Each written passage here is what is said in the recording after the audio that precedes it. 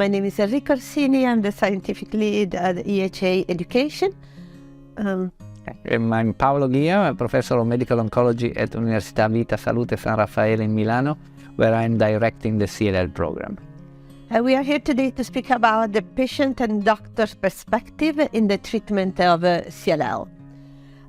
So Paolo, CLL therapeutic options have been constantly growing, as we have already discussed in another podcast.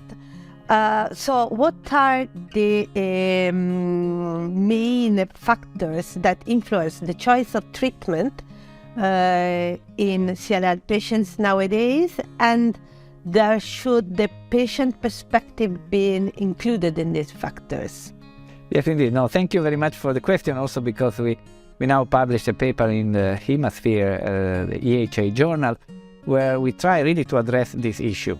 And interestingly, we ran a survey which is actually so-called a discrete choice experiment, not only to physicians, but also to patients, just because we wanted to know exactly what is driving their decision.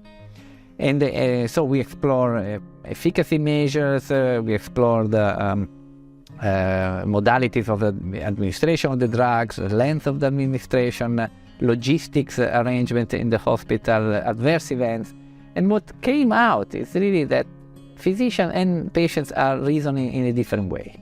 And so for the doctors, it's much more relevant efficacy of the drug, so PFS, while instead for the patient is not to get hurt, so adverse events. In particular, they were mostly interested on the level of infectious diseases that one can get with each single drug. This is particularly probably due to the fact that our study was run during the pandemic, so maybe there was more awareness about infections and the risk of infections. But it gives you a different perspective between doctors and patients. Doctors and patients agreed instead on the oral administration. Everybody liked oral administration, and we can understand that. But again, there was a difference between the length of treatment. For patients, it was not really important, the length of treatment. So they are, despite what we always think, they are okay even with the continuous treatment, as long as they feel well and the drug works. But instead, the doctors, also for scientific reason, because we think about clonal evolution, we think about the cost, of course, they really prefer the fixed duration treatment. And another thing on which we always put a lot of attention is the logistics of administration of the drug. So doctors are always concerned, and in fact, we confirmed that in our study, about how often I have to see the patient. Do I need a bed? Do I need a chair time? While instead the patient doesn't really care, as long as, again, the drug is safe, the drug is effective. It doesn't matter if he has to come often to the hospital or if he has to stay at the hospital. So for the doctors, we learned that the best drug is the one for which he can see the patients every 3 months. That's the gold standard. Not too often, but not too rarely. So that's what we learned from the study. And last but not least, adverse events, as I said, infections are the main concern for patients who are taking the drug, while instead for doctors, infections are the same relevance for patients and doctors. So maybe the patients are a little bit more concerned about the cardiac toxicity, which instead is irrelevant for doctors because they know how to address it and manage it. So in that sense, they appear to be, there is a consensus between doctors and patients. So from what you say, it seems that can we say there is a kind of underestimation of adverse events by the doctors that are, on the other side, very relevant for patients? Yes, indeed, that is true. This is almost a joke among doctors. Probably we pay less attention to the adverse events because we are not affected by the adverse events, if not in the management of the patient. So we are more probably concerned about the grade 3 and 4 adverse events rather than the 1 or 2, grade 1 or 2, which are a nuisance for patients. So they really modify the quality of the daily quality of life, though they probably do not affect the general and long-term outcome. So the doctors probably don't realize. That's the reason why the quality of life studies should really be implemented in every clinical trial, in every study, because that's what we really need now when we have drugs that are very effective. And probably the only difference now between the drugs is not in terms of PFS or overall survival, that we are not even able to evaluate anymore, so long it is, but it probably is on the quality, on the daily quality of life and on the impact of adverse events. So that's where probably the voice of the patient should be heard much more. That's correct. On the other side, as doctors, we used to look at PFS, and this is important for us.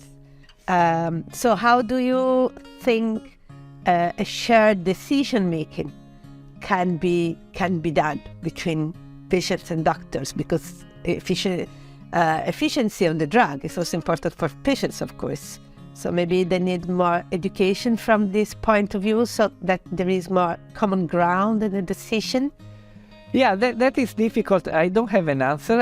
I always say nowadays, really in the last few months, is that probably nowadays, when we talk about personalization or individualization of the therapy, it's not only checking for genetic markers or doing a medical history of the patient with all the comorbidities, all the drug that is taken in order to avoid interactions, but it's really to listen and discuss with the patient. So the patient preference is and must become much more relevant nowadays in the decision, because in many instances in CLL, thanks to the chemo-free treatment, they are very effective. So we are really discussing about practical issues. So, like for example, I'm always saying for unmutated patient with immunoglobulin genes, let's make an example. They could take a continuous BTK inhibitor for the rest of their life, and maybe they will respond for 7-8 years. We don't even know the median progression-free survival. Or on the other side, they could take a combination of venetoclax plus obinutuzumab for 1 year. They will know that they will relapse earlier. It means after 5 years. Median progression-free survival, 65 months. So a long time. It's true that it's shorter than the PFS. If you want to compare, you should never do, but it might be shorter than with the continuous treatment. But again, maybe you can retreat the patient, but maybe we are talking about in 5 years' time, maybe we will have other treatments. So at a certain point is, do you want to take the drug for the rest of your life, or do you want to do one year of treatment in which you have to go to the hospital, in contrast to the BTK inhibitor? So there are a lot of small details that create the whole picture, and where the patient must have and must say something. And in your experience, CLL is a chronic condition now. It lasts for years. In your experience, how much the patients want to be involved in all this? This is true. I have to say that in my practice, but again, Italy is different from many other countries in Europe and in the world. Patients, at the end of the day, they always tell you and ask you the usual critical question is, what would you do for yourself? What would you do for your mother? So on and so forth. So they make it very, very... But I have to say that today, I have really difficulty sometimes to choose, because sometimes, again, to ask the patient to come for 6 months to the hospital might be a burden. For others, instead, could be much easier. So in my mind, I realize that I'm taking into consideration many other aspects that in the past they were really probably less relevant. Thank you very much. Thank you. Thank you all.